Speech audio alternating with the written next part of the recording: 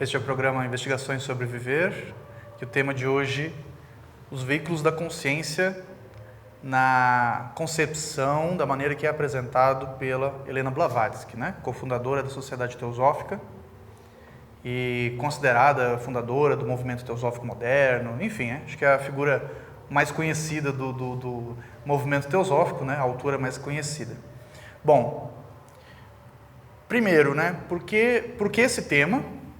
Por que eu escolhi esse tema e o porquê que eu coloquei no título, especificamente segundo Blavatsky. Esse particularmente é um tema que eu tive dificuldade de estudo quando eu cheguei na Sociedade Teosófica. Acredito que muitas pessoas têm dificuldade com esse tema. E um dos motivos é que nem sempre os autores apresentam a mesma construção desse assunto. Então, alguns autores apresentam pequenas diferenças em alguns aspectos. Isso não quer dizer que um autor está certo, outro autor está errado. São diferentes concepções. O próprio... Tem uma carta dos mestres que eles falam, por exemplo, nas diferentes concepções que o Subahal tinha e a Blavatsky tinha sobre os mesmos temas. E eles explicam a diferença, que o Subahal era Advaita, a visão dele era um Brahmane, mas a visão dele ia mais na direção do Advaita, enquanto Blavatsky era budista, tinha feito votos no budismo, inclusive. Então, inclusive, eu não sou especialista em budismo, mas eu vou traçar alguns paralelos do pouco que eu conheço, do pensamento budista, com a concepção de Blavatsky. Então, a gente vai perceber que há algumas relações da maneira como Blavatsky apresenta esse tema e como o budismo, de maneira geral, descreve algumas questões sobre o contínuo mental, as linhas do budismo que falam sobre reencarnação, como o budismo tibetano, por exemplo. Então, a gente vai ver que alguns paralelos podem ser traçados. Então, vou apresentar aqui algumas coincidências que eu encontrei, aí cabe a cada um avaliar o que se aplica e o que não se aplica. Outra questão, muita gente apresenta esse tema como os 7 corpos. Muitas pessoas já devem ter visto esse título, os 7 corpos do ser humano. Por que eu não trouxe com esse título? Por que eu não trouxe com esse título? Porque da maneira que Blavatsky apresenta e da maneira que eu entendo, meio que não são corpos. A gente pode chamar assim também. Então, didaticamente, muita gente usa os 7 corpos do ser humano. Dá para apresentar dessa maneira. Mas é meio estranho, porque nem são corpos, e apesar de haver 7 princípios, como Blavatsky apresenta, ela apresenta na Chave para a Teosofia, que é a principal referência dessa apresentação, o livro A Chave para a Teosofia. Eu também vou citar um pouco as cartas dos mestres, mas principalmente a chave. E ela apresenta como princípios, então ela fala em 7 princípios. Então tem isso, A maneira como Blavatsky apresenta, a gente vai ver que não são exatamente corpos. E se a gente for no detalhe, como eu vou tentar destacar aqui alguns pontos, a gente vai ver que meio que nem são 7. Apesar de serem 7 princípios, tem 2 ali que meio que é um só, enfim, mas daqui a pouco eu falo disso. A segunda geração de teosofistas da Sociedade Teosófica, para quem não sabe, então, academicamente a gente divide as gerações dos teosofistas, os autores, os principais autores da literatura teosófica. Então você tem Blavatsky, que faz parte do que se chama de primeira geração, obviamente, então os fundadores.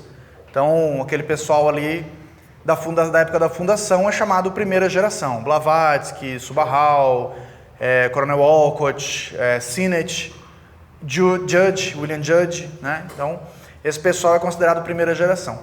E o pessoal que vem logo depois, ali, que assume a presidência e a gestão da Sociedade Teosófica logo após o desencarne do Coronel Henry Walcott, é considerado segunda geração. Então, Annie Besant, Andy Bitter, aquele pessoal todo ali.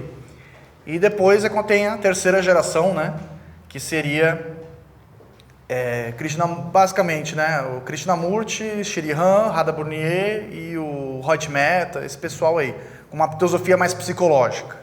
Primeira geração, teosofia mais autorrevelada, contato com os mestres. Segunda geração, principalmente investigação clarividente. E terceira geração, uma teosofia mais psicológica. Então não falavam tanto em metafísica, não falavam nada em mestre, na verdade. Né? Os autores da terceira geração praticamente não falam em mestres. E nós somos a quarta geração, né? Que ainda não sabemos a que viemos. Né? A terceira geração ela termina oficialmente em 2013, 10 anos atrás, exatos 10 anos atrás, com o desencarne da Radha Burnier. Então a Radha Burnier ela encerra a terceira geração. E todos nós aqui somos a quarta geração de teosofistas. Ainda não sabemos né, como que seremos vistos no futuro, né? Quando os nossos textos, nossos vídeos forem estudados no futuro, ainda não sabemos como seremos catalogados. É importante compreender isso, até para compreender a literatura teosófica, né? Então as diferentes abordagens. E a segunda geração apresenta um formato, uma configuração desse tema dos 7 corpos, né, ou veículos da consciência, ou 7 princípios do ser humano, ou constituição septenária do ser humano, de maneira diferente e que se popularizou mais. Então, geralmente, quando se pesquisa sobre esse tema, você encontra a constituição septenária apresentada pela 7ª geração. Existe um debate, inclusive, internacional na sociedade teosófica. Eu sei que existe o Conselho, né, Internacional da Sociedade Teosófica, o Marcos Rezende, né, faz parte desse conselho, e eu sei que há vários debates lá sobre o futuro da Sociedade Teosófica, como que a gente apresenta, né? Então, esse é um dos tópicos, justamente porque o estudante, quando ele chega na Sociedade Teosófica, ele encontra 2, 3 versões do mesmo assunto. E isso causa muita confusão. Para mim, por exemplo, causou, né? Então, um debate que ainda não há consenso seria de oficializar pelo menos uma das versões para ser a primeira que a pessoa tem contato. Não que uma seja melhor que as outras, mas para a pessoa ter um ponto de partida. Então a pessoa entende um sistema, um esquema primeiro, aí depois ela pode comparar com outros. O problema é que quando você vê 2, 3 diferentes e você não entende nenhum direito, porque eles são um pouco diferentes, né? Aí você acaba sem entender um e sem entender o outro. E nesse debate, né, faz sentido que a versão que a pessoa aprenda primeiro seja a primeira versão apresentada de Blavatsky, que é da primeira geração. Né? Então, quem foi que trouxe esse assunto primeiramente? Foi Blavatsky. Então, faz sentido que primeiro nós venhamos a compreender como que ela apresenta esse assunto. Aqui eu tenho um esqueminha mais complexo, eu simplifiquei ele mais para frente, eu trouxe alguns esquemas aqui. Né? Isso aqui é a tabela que tem na Chave para a Teosofia. Aqui está um pouquinho mais complexo. Depois eu volto a ela aqui, mais para detalhar. Mas primeiro vamos por partes, para a gente entender bem. Bom, para começar a complicar, Blavatsky diz que nós temos 3 almas. Olha que complicado. Nós vamos por partes, a gente vai entender isso, tá? O que seria isso? Como assim 3 almas, né? Se eu tenho 3 almas, isso causaria uma espécie de conflito interno, certo? E é exatamente isso que causa. Então, todo o nosso conflito entre vida material, vida profissional, vida espiritual, porque a gente fica sempre oscilando. Eu ao menos, tenho muito isso. Então, tem épocas que... Eu sou capricorniano, né? Capricorniano tem uma tendência a se tornar workaholic, né? Trabalhar demais, essas coisas. Agora, com a idade, eu tô aprendendo que não é por aí o caminho, né? Senão, também é o caminho mais rápido para um AVC, né? Você trabalhar demais, né? Então, tem que equilibrar as coisas. Mas, tem épocas que a gente foca mais no trabalho, aí tem épocas que a gente faz uma mudança, né? Aí a gente vai mais para o espiritual, aí se joga no caminho espiritual, mas aí também... Só isso, aí desequilibra, né? Aí tem que pagar as contas, tem que pagar o boleto, né? Como diria o filósofo Raul Seixas, 2 problemas se misturam, a verdade do universo e a prestação que vai vencer, né? Então, a gente fica... É isso, né? A vida material e espiritual, ela é conflituosa mesmo. Então, nós teríamos essas 3 almas, segundo Blavatsky. E isso aqui está relacionado ao que ela apresenta como os 7 princípios ou Constituição Septenária, que eu vou detalhar daqui a pouquinho. Então a primeira seria o que ela chama de alma animal. Animal não no sentido... às vezes, né, a gente fala dos animais como com um ar de superioridade, né? Nós somos animais, né? Então o ser humano, biologicamente, nós somos um tipo de animal, nós somos um primata. Né? Somos parente dos símios, né? Alma animal no sentido de que é aquela parte em nós preocupada com sobrevivência. Então é absolutamente natural e necessária nesse mundo aqui.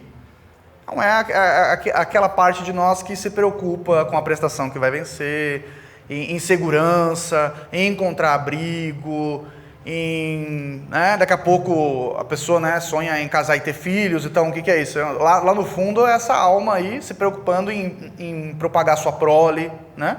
Isso está no nosso DNA, isso é algo instintivo em nós. Mas é algo inteligente também. A gente vai ver quando eu apresentar aqui o esquema de Blavatsky sobre os princípios, que os nossos princípios animais, eles não são puramente instinto, como muitas vezes a gente erroneamente acredita. Eles são extremamente inteligentes, né? Assim como os animais são extremamente inteligentes, né? Quem tem bichinhos de estimação em casa sabe que eles são... Lá em casa eu tenho uma gatinha que com 4 meses ela aprendeu a abrir portas. Com 4 meses, né? Então eles têm uma inteligência incrível. E o nosso lado animal também é extremamente inteligente. E ele também toma decisões, e ele também está buscando sobreviver, né? Está buscando o que é importante para ele. E por isso que acaba conflitando com as nossas outras almas, digamos. Essa alma animal, segundo Blavatsky, seria a nossa parte mortal. Aí entra, né, uma questão importante sobre até a visão reencarnacionista de Blavatsky, como que ela apresenta isso. Então, segundo ela, essa alma animal, ela morre, ela deixa de existir ao final de cada reencarnação. Então, ela existe, ela sobrevive o tempo de uma vida, né? Para essa alma, realmente, só se vive uma vez. Mas aí tem algo que sobrevive. Que seria isso, né? Então, ela diz que nós temos a alma humana, que na literatura também é chamada de o peregrino.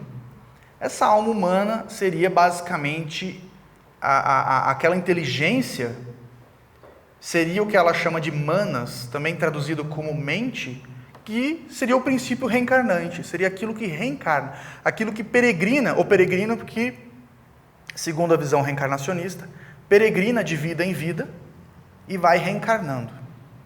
Então, é dessa maneira que ela apresenta. E curioso que para ela é manas, o que se chama, o que muitos, né, traduzem como mente. Então a gente vê um primeiro paralelo com a concepção budista, lembrando que Blavatsky tinha feito votos no budismo, ela tinha uma visão que se assemelhava muito ao budismo. Ela mesma dizia que o budismo seria o mais próximo, né, do que ela chamaria de teosofia. Porque para o budismo, as linhas, né, do budismo que são reencarnacionistas, nem todas são, né, mas o budismo tibetano, por exemplo, que tem uma visão reencarnacionista da vida, eles falam que há uma espécie de contínuo mental. Né? Então, há uma espécie de mente que sobrevive. E, quando Blavatsky apresenta a alma humana, ela apresenta justamente manas, ou mente. Então, há uma espécie de mente que sobrevive à morte física. E por isso, muito do trabalho teosófico, espiritual, está relacionado à meditação, porque está relacionado justamente a trabalhar essa mente. Mas quando nós falamos em mente, não necessariamente estamos falando somente de cérebro. E isso não é nem só no conceito teosófico, né? A própria psicanálise, isso eu descobri há pouco tempo conversando com uma psicanalista, e ela me disse, né? Ela me disse não, na verdade eu ouvi o podcast dela e depois conversei com ela sobre o que ela havia afirmado. Que para a psicanálise, mente não é sinônimo de cérebro. Mente é um conceito abstrato que não tem um local fixo. Então a mente não tem um local para a psicanálise e para a teosofia também não. O cérebro é um veículo da mente, como um receptor, como se fosse um rádio que recebe ali a frequência e se comunica. E existiria a alma espiritual. Ué, mas por que 3, né? Nós já falamos aqui que a alma humana sobreviveria entre uma vida e outra. Então, por que tem mais uma? Né? Por que mais uma espiritual? Essa espiritual seria, de fato, eterna. A função dessa alma humana seria atingir um estado de simbiose, de união com essa alma espiritual para também conquistar a sua imortalidade. Olha que complexo. Então, para Blavatsky, essa alma humana ainda não é imortal. Esse é um conceito que não é muito falado e também causa uma estranheza, né? No primeiro momento, assim, como assim, né? A gente aprende que a alma é eterna e tudo mais. Sim, a alma espiritual é eterna. Mas essa alma humana, ela pode se perder no meio do caminho. Mas aí Blavatsky nos tranquiliza dizendo que a grande maioria atinge a sua meta de imortalidade no final do ciclo. O ritmo que cada uma dessas atinge, cada alma vai atingir, é diferente. Então, muitas dessas almas que seguem a senda normal, natural, vai levar muitas eras, muitos íons, muitos milhares e milhares de anos para atingir essa meta. Aqueles que estão no caminho acelerado, todos que estão aqui presentes, né? Se estão no mínimo curiosos sobre esse assunto, já estão acelerando o processo, direto ou indiretamente. Aí seria um pouquinho diferente, né? Aí você tem senda acelerada aberta, fechada, mas aí não viria o caso nesse momento. Mas seria isso, né? Então ali, né, duração de uma vida, a alma animal, a alma humana, o peregrino, né, pode conquistar a imortalidade, mas ainda não é imortal. E a alma imortal, eterna, também chamada por Blavatsky de mônada. Por que eu destaquei isso? Porque, como eu disse, outros autores às vezes apresentam esse mesmo esquema, só que de maneira diferente. Para Blavatsky, a mônada é essa alma espiritual, né? Que são dois princípios do ser humano, que eu já vou relacionar aqui. Tá? Então vamos ver então quais seriam esses 7 princípios do ser humano, ou os veículos da consciência. São 7 princípios, mas a gente vai ver que não necessariamente são 7 veículos, porque um deles, para Blavatsky, nem é veículo, nem veículo chega a ser, né? Que seria justamente esse primeiro aqui, Atma. Atma é uma palavra que, em cada tradição, ela tem um significado. Inclusive, na literatura teosófica, alguns autores apresentam de um jeito, alguns autores de outro. Enfim, cada um está apresentando da maneira que entende, né? E assim por diante. Para Blavatsky, Atma, novamente, vai um pouco no caminho do pensamento budista. Ué, mas como assim? Porque o budismo é anatma, né? Para o budismo não tem Atma, não tem alma. É que para Blavatsky, esse Atma não é individual. Então aí que começa a complicar um pouquinho. Enquanto que para o hinduísmo né? Então se a gente pegar as tradições de matriz indiana, né? Então no hinduísmo você tem uma alma que sobrevive, que reencarna. No budismo eles chamam de anatma porque não tem alma, né? Não tem essa coisa aí que sobrevive. Para o pensamento de Blavatsky, tem e não tem. Tem, mas não é individual. Como assim? Quer dizer que existe um Atma.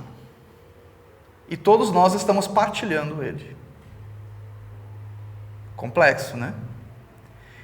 Para nós é muito difícil isso, porque a nossa mente ela está muito treinada para nos compreender de maneira separada, né? Então, eu quero ter, como assim? Eu quero ter a minha alma, ele tem a alma dele, cada um no seu quadrado, né? Mas, segundo o que Blavatsky apresenta, que aí chega próximo do pensamento budista. Por que eles falam anatma? Justamente por isso, porque eles falam que não há alma individual. é uma mesma vida que se manifesta na pluralidade, se manifesta de diversas maneiras, né? Inclusive, tá ali, né? Então, Atma seria o espírito uno, o observador, a própria consciência. Então, no título que eu usei da apresentação, Veículos da Consciência, Atma nem seria um veículo da consciência, porque Atma é a própria consciência, só que ela não é individual. E justamente a grande realização dos santos seres é justamente perceber isso. Então, dizem que o Ramana Maharshi, quando questionado, como que a gente poderia ajudar os outros, né? A resposta dele é: não há outros.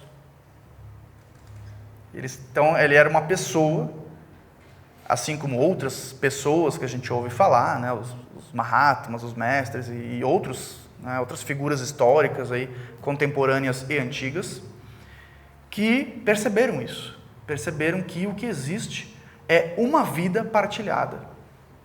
Nós somos frutos da mesma coisa. Depois a gente pode até desenvolver mais esse conceito, né, conforme sobrar tempo da apresentação. Inclusive, a gente tem, né, eu tinha isso, né, a gente estuda e daí a gente imagina como que é esse esqueminha, e eu imaginava a Atma como uma coisa distante, né, uma alma que fica em algum lugar lá distante da gente. Em uma das cartas dos mestres, o mestre Kutumi, ele diz que Atma é onipresente, ou seja, ele não está em algum lugar distante, e também não está em algum lugar perto, porque ele está em todo lugar. Atma, na verdade, não é algo separado dos outros veículos, porque os outros são veículos dele, ele é a própria consciência. Então, ele está em tudo, ele está nesse copo, ele é esse copo, ele é a água, ele é a mesa, ele é meu corpo, ele é a minha voz, ele é o microfone, ele é o som, né? É tudo. O que o mestre diz é o seguinte, que os nossos outros veículos, os nossos veículos da consciência, ainda não têm o refinamento necessário, a capacidade de perceber Atma, ou seja, de perceber a unidade. Então, o nosso grande trabalho, o grande trabalho espiritual, teosófico, seria aprimorar os veículos da consciência para que a consciência possa perceber essa unidade, né? Segundo eles, seria aí, um pouco por aí. Agora, então, o segundo princípio, ou o sexto, né, se a gente pode considerar de cima para baixo ou de baixo para cima, Buddhi seria o veículo de Atma. Então, o Buddhi seria, de fato, o primeiro veículo da consciência. Buddhi também chamado, algumas tradições indianas chamam Buddhi de inteligência. Geralmente, no meio teosófico, se chama Buddhi de intuição. Os dois estão corretos, né? Poderia chamar de inteligência, mas seria uma inteligência espiritual, não uma inteligência banal, racional, né? Seria um outro nível de inteligência. E Buddhi e Manas juntos é o que Blavatsky chama de mônada. Então, a própria consciência, com o seu primeiro veículo, que seria Buddhi. Sem Buddhi, Atma não consegue se manifestar de maneira individual. Então, nós teríamos essa alma espiritual, essa mônada, segundo Blavatsky, que essa sim seria assim mais ou menos individualizada, que cada um tem uma mônada, né? Mas todas as mônadas partilham o mesmo Buddhi. Meio complexo, né? Mas é um pouco por aí. E aí nós teríamos os outros veículos. Então, Manas, como eu falei antes, né, também chamado de mente, chamado de o peregrino, aquele que reencarna, é o nosso princípio pensante. E Manas, ele possui um duplo aspecto. Por isso que alguns autores, alguns esquemas, provavelmente muitos aqui viram algum esquema que apresenta dois manas, mana superior e manas inferior. Blavatsky também apresenta assim, mas ela não apresenta como sendo dois. Ela diz que são dois aspectos de Manas. Em resumo, Manas é essa mente poderosa que tem essa necessidade de reencarnar, que tem essa possibilidade de conquistar a sua imortalidade. É a nossa alma, né? Mas ela tem um duplo aspecto. Ela pode olhar para cima e pode olhar para baixo. Falando de maneira metafórica, obviamente, né? Não existe em cima e embaixo, né? Mas ela pode focar a sua atenção na alma espiritual, ou ela pode focar a sua atenção na alma mortal. E aí eu acredito que, alegoricamente, faria sentido várias tradições que falam em salvação ou danação, né, condenação, não no sentido de que exista, né, uma divindade antropomórfica sendo o juiz e carrasco da humanidade. Na visão de Blavatsky, isso não existe. Mas de que, conforme essa alma foca a sua atenção ao longo de milhares de vidas, né, ela pode conquistar a sua imortalidade ou não. Mas, segundo Blavatsky, a grande maioria consegue, né? Conquista. Então, não precisamos ficar tão preocupados com isso, segundo ela. Aí, a gente começa, então, a ver os outros veículos, chamados, muitos chamam, então, esses três primeiros, de tríade superior. Blavatsky chama assim, né? Então, Atma, Buddhi e Manas seria a tríade superior, justamente porque sobrevive de uma reencarnação para outra. Então, é a possibilidade de transcendência, digamos. Né? Mas não quer dizer que é superior. A gente chama tríade superior, né? Mas isso é uma coisa importante.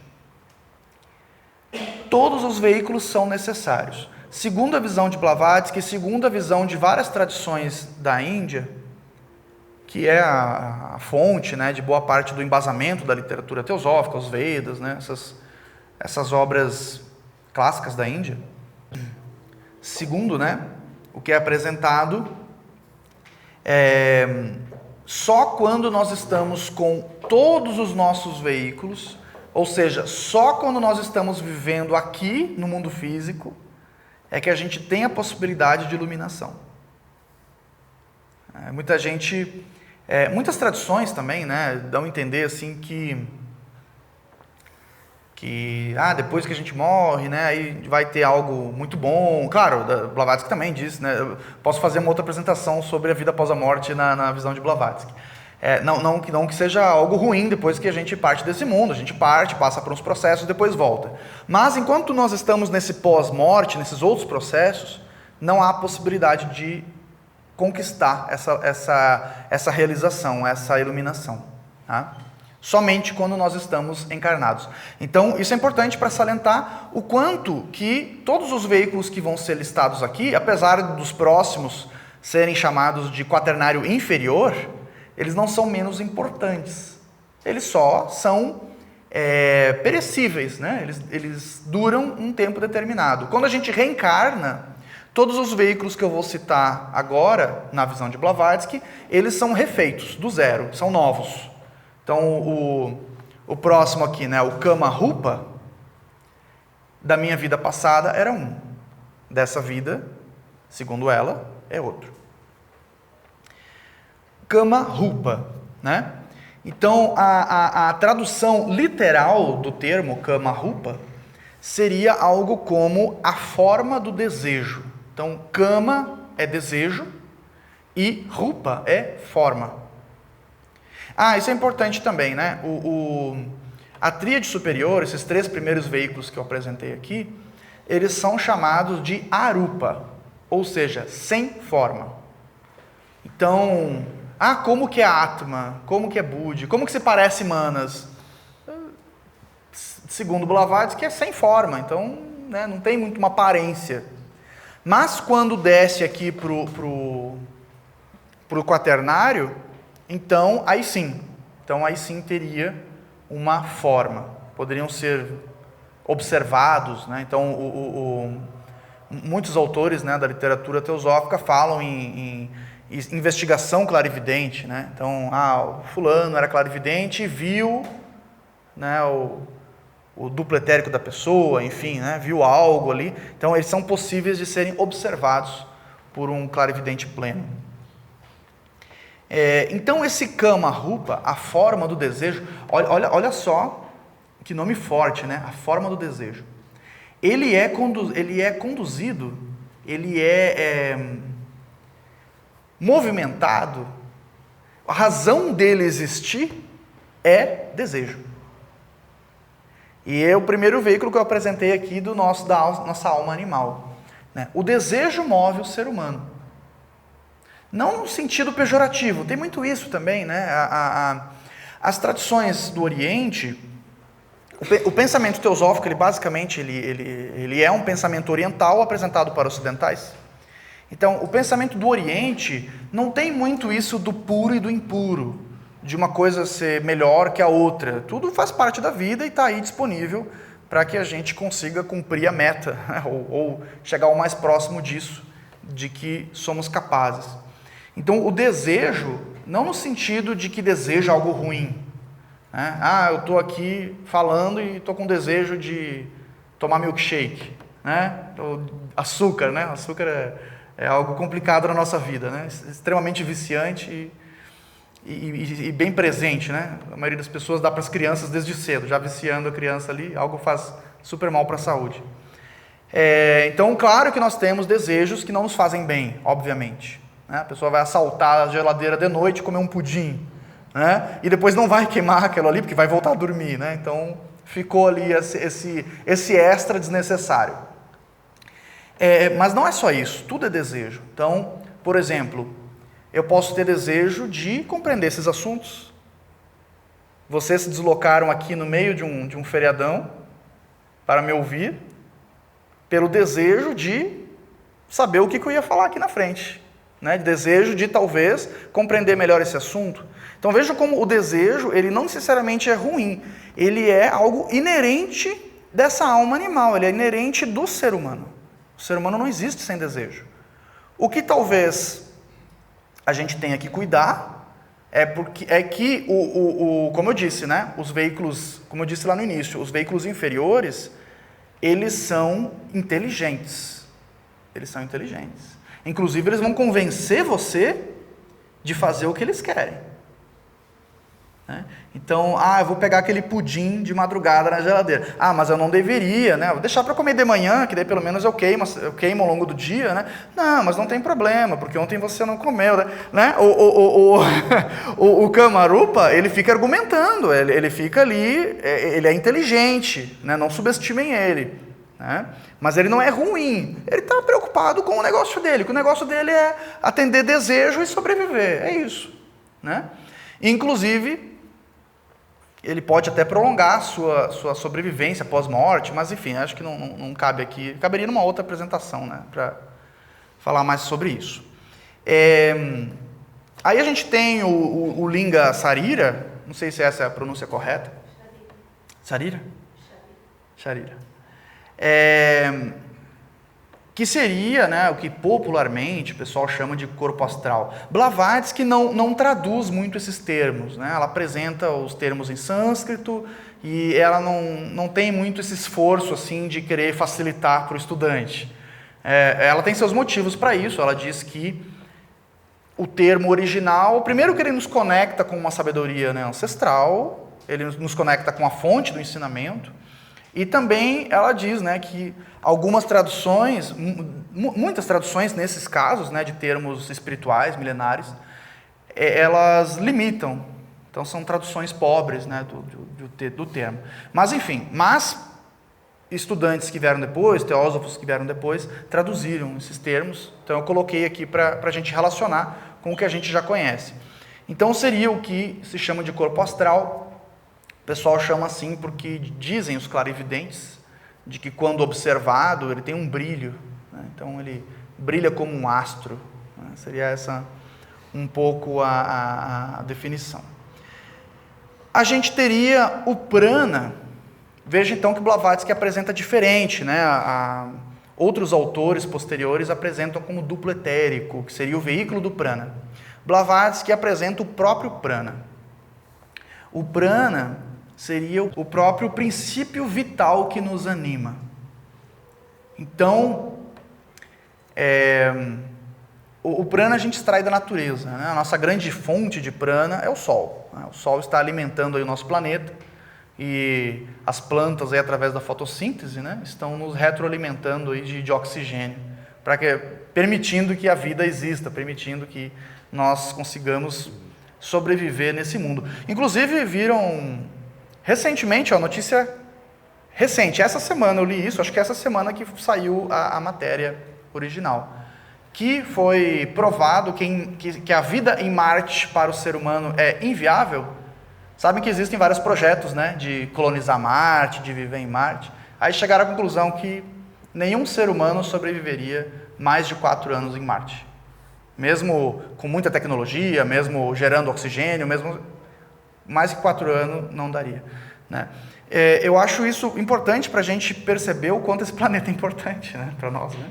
Que é a nossa casa, nosso veículo, e mais do que isso, pensando que nós somos uma única vida partilhada, isso é algo que eu sempre refleti a respeito. Né? Eu adoro ficção científica.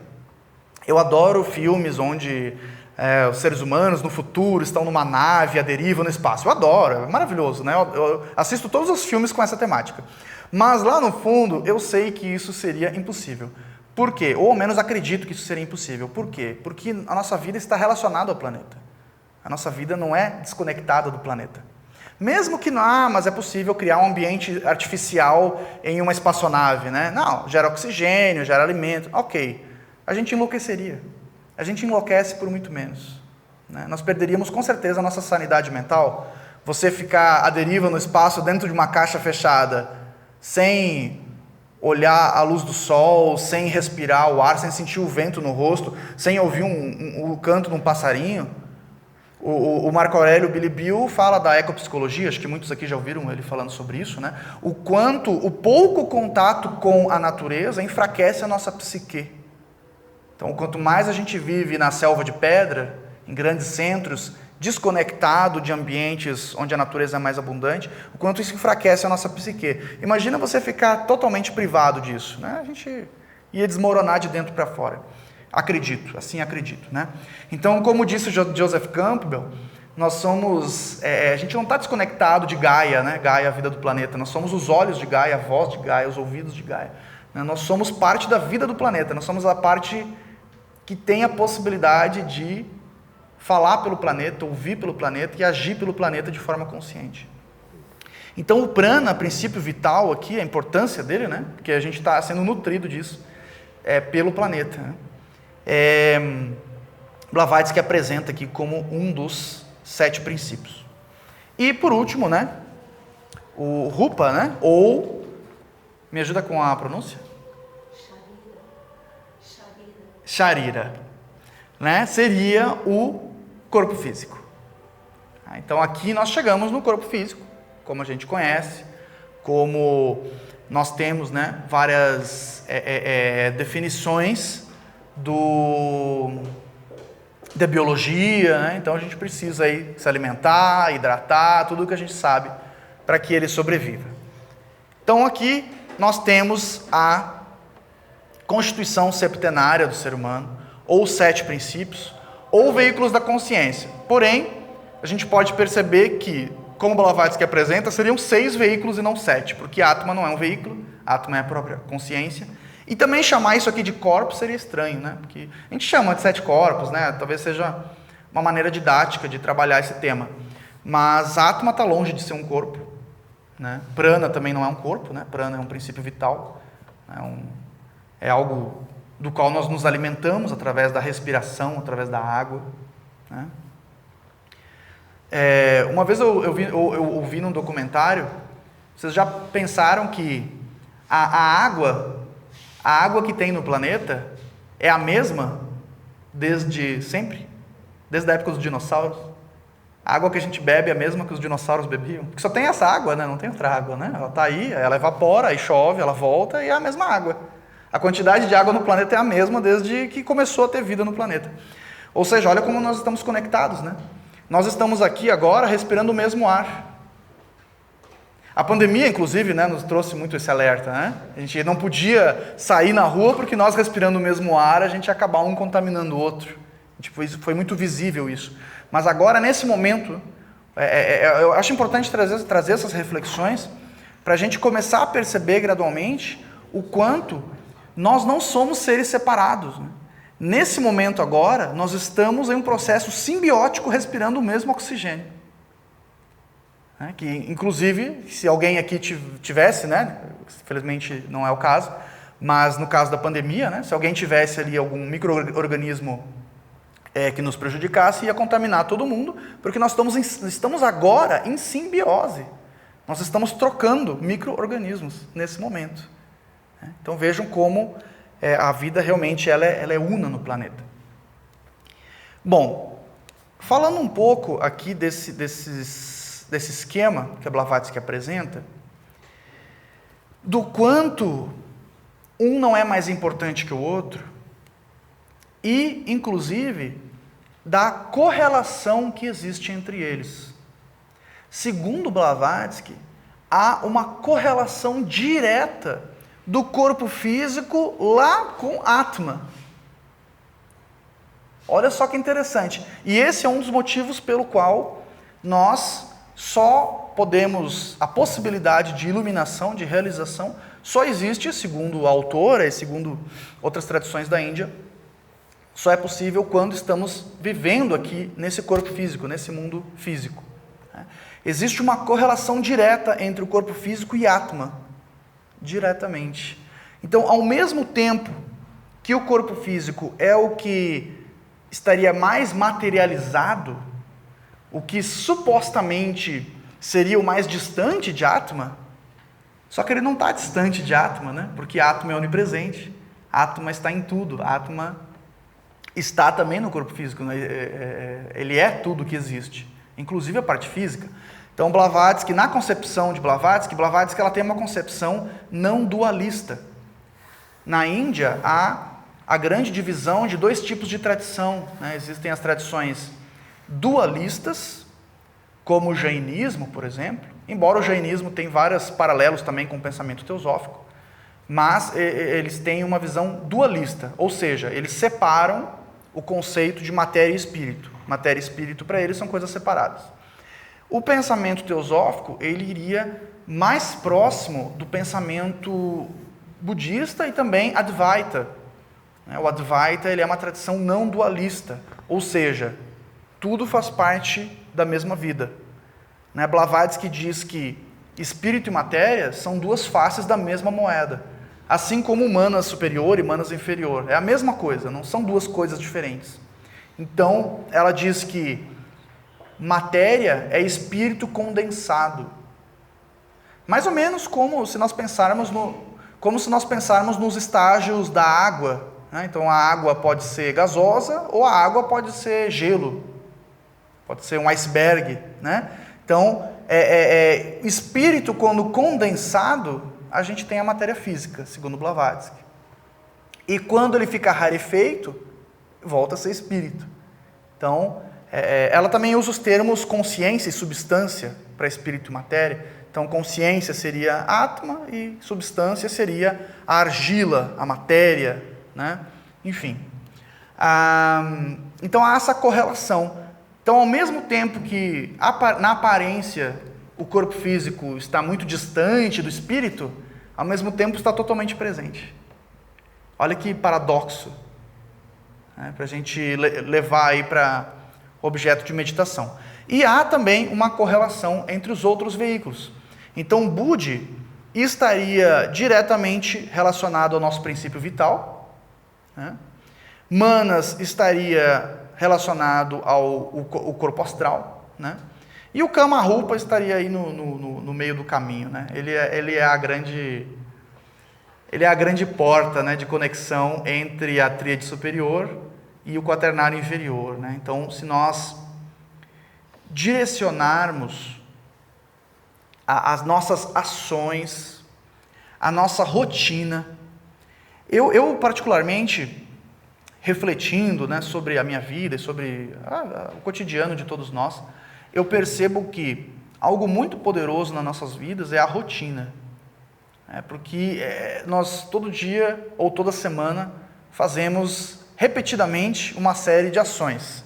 Tanto ações físicas como ações mentais, né? Pensamentos que a gente fica ali retroalimentando, lembranças e assim por diante. Textos que a gente estuda e assim por diante, né?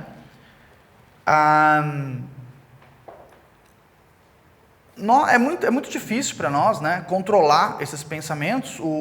Tem um autor, o Ika Taimini, ele fala sobre isso no livro Autocultura à Luz do Ocultismo. Então ele fala da autocultura, né, nós criarmos essa autocultura de transcendência espiritual, teosófica. Ele diz que é muito difícil a gente, por exemplo, parar o pensamento ou parar o desejo. Eles estão relacionados, né?